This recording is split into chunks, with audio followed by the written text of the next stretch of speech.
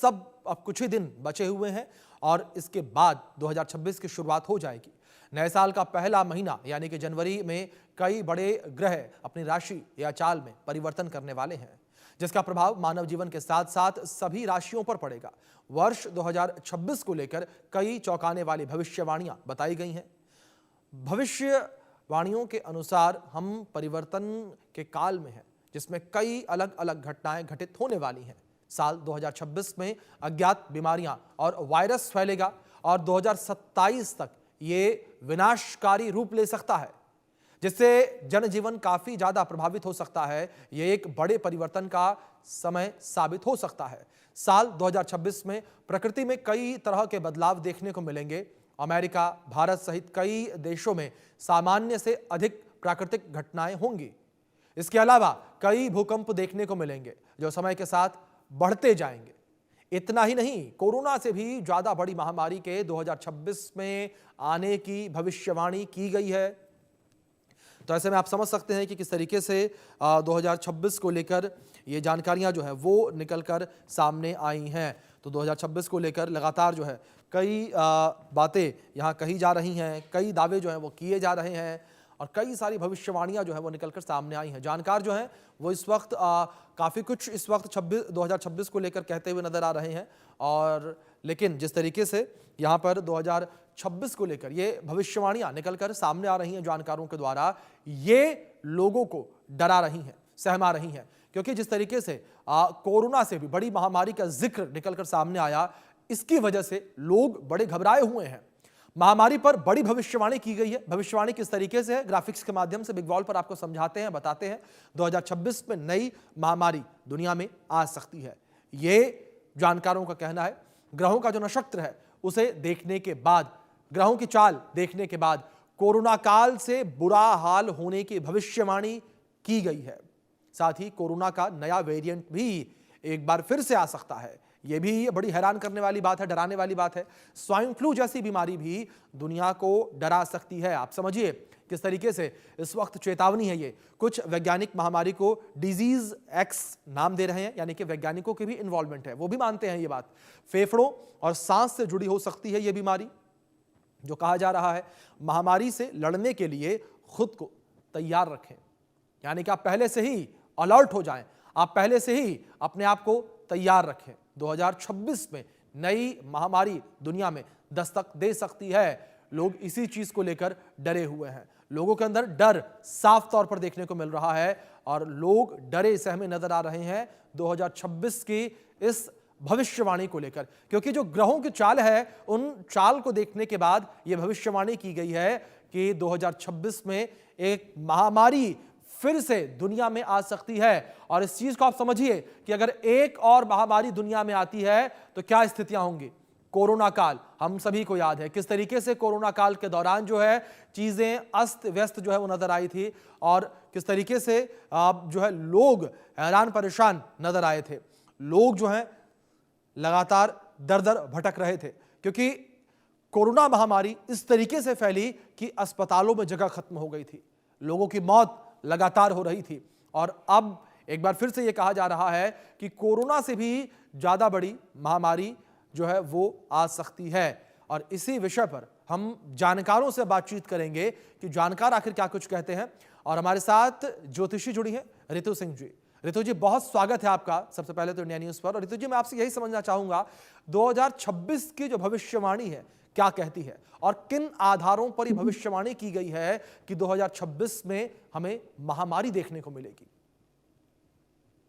बिल्कुल, देखिए जो बात भविष्यवाणी की हो रही है, अगर हम भविष्यमालिका पुराण की भी बात करते हैं, जो भविष्यवाणी की हुई है, जब उसमें भी साफ साफ लिखा है कि जब शनि मीन राशि में गोचर करेंगे तो इस तरह की कोई महामारी आने की पूरी पूरी संभावनाएं हैं वैश्विक रूप में। और शनि आप देखिए वायु प्रधान ग्रह है और मीन जलीय राशि है, तो जब भी इससे पूर्व भी ऐसा हुआ है तो उस समय देश में महामारी की समस्या आई है और इस तरह की स्थिति बनी है। दूसरी बात है, देखिए अगर हम बात करें राहु की, तो राहु शतभिषा नक्षत्र में चल रहे हैं अभी, जो कि अगस्त तक जिनका प्रभाव बना रहेगा आने वाले समय 2026 अगस्त तक। और शतभिषा नक्षत्र कहीं ना कहीं परिभाषित करता है बहुत सारा मास, मतलब बहुत एक भीड़, जन समुदाय को, बड़े जन समुदाय को। तो अब बड़ा जन समुदाय, इसमें या तो क्रांति होती है, आंदोलन होता है, और या किसी तरह की महामारी ऐसी आती है जिसमें कि बहुत सारे लोग जिसके चपेट में आने की पूरी पूरी संभावना होती है। तो देखिए, राहु का जो शतभिषा नक्षत्र में गोचर वो सबसे ज्यादा खतरनाक है ग्रहों गोचर के हिसाब से। बृहस्पति हमारे 2025 से लेके 2032 तक 8 वर्षों के लिए अतिचारी हुए हैं। इससे पूर्व बृहस्पति की जब अतिचारी अवस्था हमने देखी 2020 में भी हुए थे, और उस वक्त भी महामारी आई थी। तो जब भी बृहस्पति अतिचारी होते हैं तब भी इस तरह की समस्या आती है, महामारी का कहीं ना कहीं आना निश्चित होता है। तो इस वर्ष भी आएगी महामारी, लेकिन डरने की आवश्यकता बिल्कुल नहीं है, क्योंकि इस वर्ष सूर्य, मंगल और बृहस्पति 3 ग्रहों का प्रभाव रहने वाला है नए वर्ष में, नव वर्ष जो हमारा आ रहा है, क्योंकि न्यूमरोलॉजी से सूर्य का वर्ष है 1 नंबर, और इस वर्ष के राजा हिंदी नव वर्ष से बृहस्पति हो रहे हैं और मंगल मंत्री हो रहे हैं। तो सूर्य और मंगल मेडिकल साइंस में बहुत तरक्की करने वाले हैं हम। अगर इस तरह की कोरोना जैसी कोई डिजीज आती है, कोई वेरिएंट आता है, तो हम पूरी तरह से तैयार हैं उससे निपटने के लिए, उसका सामना करने के लिए।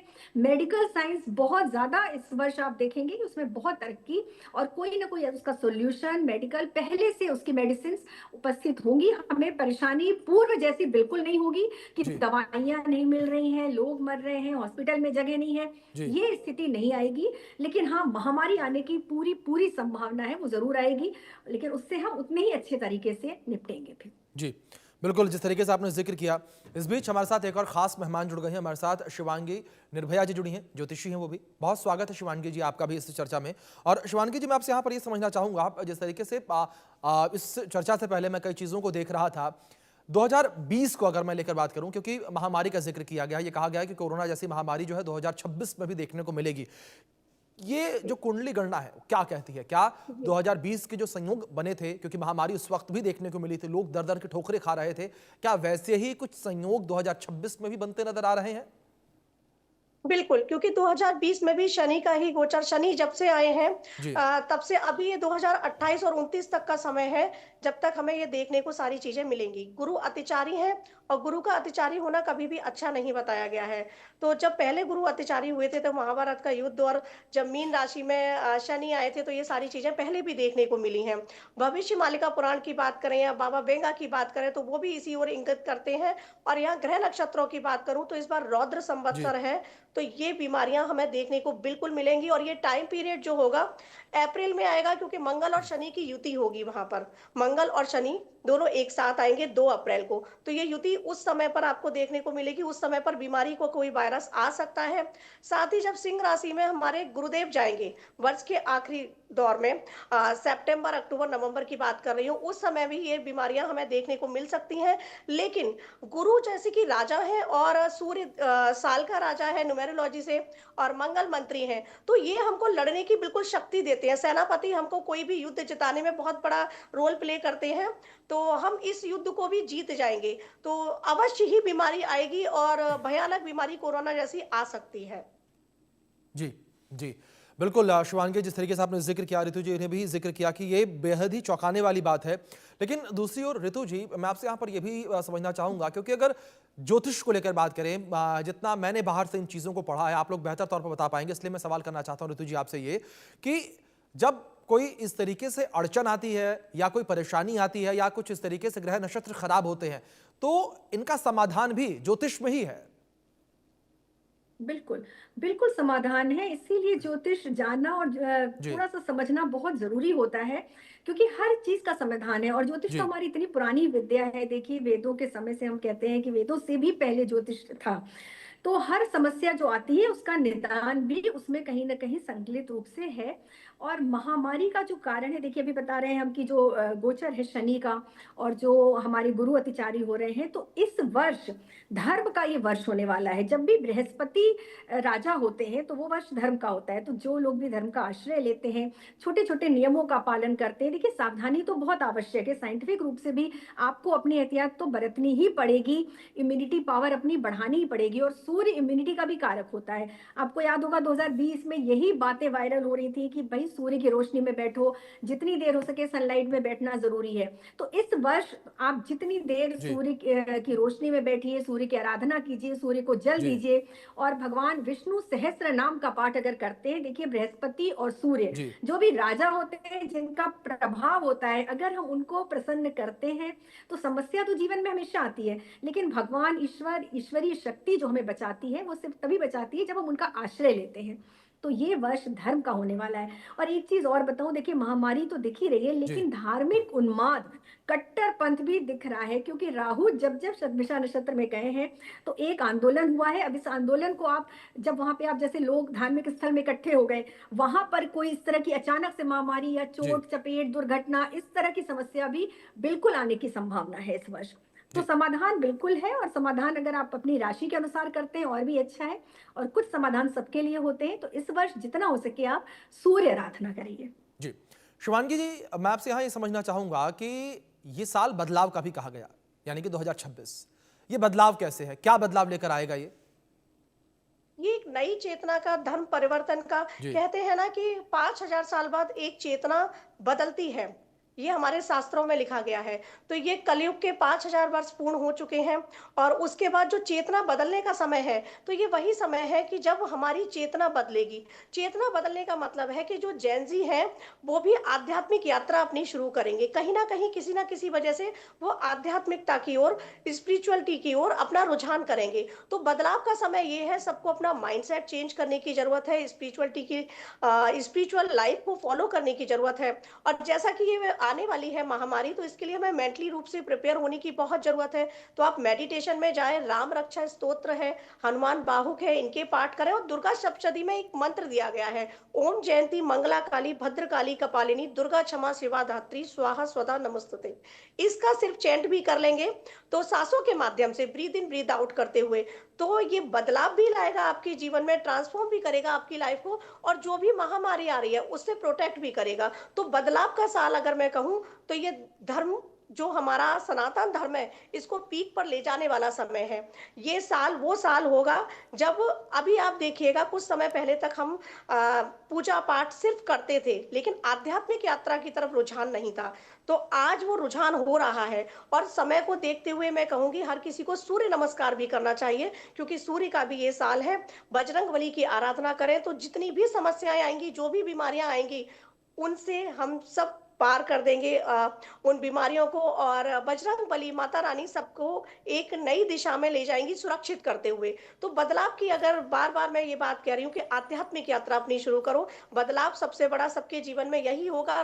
कारण कुछ भी हो, आपकी आध्यात्मिक यात्रा 80% लोगों की इस साल शुरू हो जाएगी।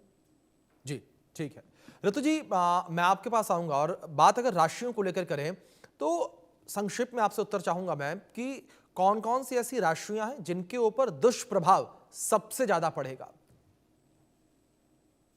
बिल्कुल, देखिए सभी राशियों की अगर हम बात करें तो ऐसा कुछ भी नहीं है कि किसी राशि के लिए सब कुछ खराब है और किसी राशि के लिए सब कुछ अच्छा है। मिला जुला प्रभाव होता है, कोई भी राशि एकदम खराब नहीं है और एकदम अच्छी नहीं है। राहत की बात है, लेकिन फिर भी बिल्कुल बिल्कुल कुछ राशियों को थोड़ा एहतियात बरतने की जरूरत है। जैसे वृश्चिक राशि हो गई, कुंभ राशि है, और हमारी मीन राशि है। मीन राशि के लिए देखिए वैसे बहुत अच्छा वर्ष है, लेकिन थोड़ा सा स्वास्थ्य को लेकर परेशानी इनको आ सकती है। करियर इनका बहुत अच्छा जाएगा, लेकिन हेल्थ के लिए इनको ध्यान रखना पड़ेगा। वृश्चिक राशि के क्योंकि शुरुआत में ही अष्टम भाव में गुरु का गोचर चल रहा है मिथुन राशि में, तो इसलिए वृश्चिक राशि के जो लोग हैं वो बहुत सावधानी रखें। उनको अचानक से कोई बीमारी या कोई डिजीज डायग्नोज हो सकती है शुरू में, जो फर्स्ट हाफ है ना वर्ष का, मार्च अप्रैल तक। उसके बाद जून के बाद फिर इनकी स्थिति ठीक हो जाएगी। सिंह राशि वालों के साथ भी ऐसे ही है, सिंह राशि वालों को भी थोड़ा सावधान रहना है। तो सिंह राशि, कुंभ राशि, मीन राशि और वृश्चिक राशि, इनको सावधान रहना पड़ेगा हेल्थ के पॉइंट ऑफ व्यू से। और एहतियात तो सभी को बरतना चाहिए, सबको अपना अपना पहले से ही प्रिकॉशन लेना बहुत जरूरी है, क्योंकि जब हम पहले एक बार इस तरह की समस्या का सामना कर चुके हैं 2020 में 21 में, तो हमें बिल्कुल प्रिपेयर रहना चाहिए कि अगर इस तरह का कुछ होता है, कोई महामारी आती है, तो उससे कैसे हमें उसको दूर करना है या समस्या से कैसे निपटना है। तो कुछ चीजें जो हमें तब पता नहीं थी वो हम पता है, हमें इस समय पता है, हम प्रिपेयर हैं अच्छे तरीके से। तो वो स्थिति हमें देखने को बिल्कुल नहीं मिलेगी जो साल 2020 में देखने को मिली थी। जी जी शिवांगी जी, जिस तरीके से राशि के हिसाब से बात हुई, अगर ग्रहों की चाल को लेकर बात करें, जिस तरीके से लगातार ग्रहों की चाल को लेकर बातचीत की जा रही है, कई सारी भविष्यवाणियां जो हैं वो की जा रही हैं, और जाहिर तौर पर बड़ी बेहतर तरीके से आप दोनों यहाँ बता रहे हैं। जो हमारे दर्शक इस वक्त हमें देख रहे होंगे वो थोड़ी राहत की सांस जरूर ले रहे होंगे कि रिपोर्ट्स डराने वाली जरूर आई, लेकिन हम कुछ ऐसी चीजें हैं जिन्हें अपनाएंगे तो हम जाहिर तौर पर इन चीजों से बच भी सकते हैं, इसके प्रभाव को कम भी कर सकते हैं। लेकिन क्या जो ग्रहों की चाल है वो ये बता रही है कि स्थितियां लॉकडाउन जैसी भी बनेंगी, क्योंकि लोग इस चीज को लेकर भी बड़े परेशान हैं शिवांगी जी।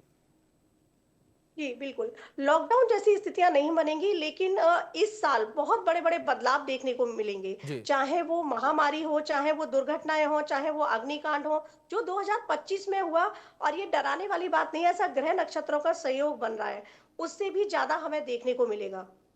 ये स्थितियां पैदा होनी ही होनी है। लेकिन हम लोग, जैसा मैंने अभी कहा कि 80% लोग आध्यात्मिक यात्रा की तरफ बढ़ेंगे, तो वो जो बढ़ेंगे ना, वो उनका मनोबल इतना मजबूत हो जाएगा कि हम उन सब चीजों से पार पा जाएंगे। लेकिन इस साल 2025 से भी बड़ी बड़ी घटनाएं होना सुनिश्चित है, चाहे वो महामारी हो, चाहे वो विमान दुर्घटनाएं हो, चाहे वो सुनामी हो। इस साल सुनामी भी आएगी इस तरह। और सुनामी का जो टाइम पीरियड है वो 12 जुलाई से 27 अगस्त के बीच है। उस समय ज्वालामुखी का फटना, सुनामी का आना, ये होना होना सुनिश्चित है।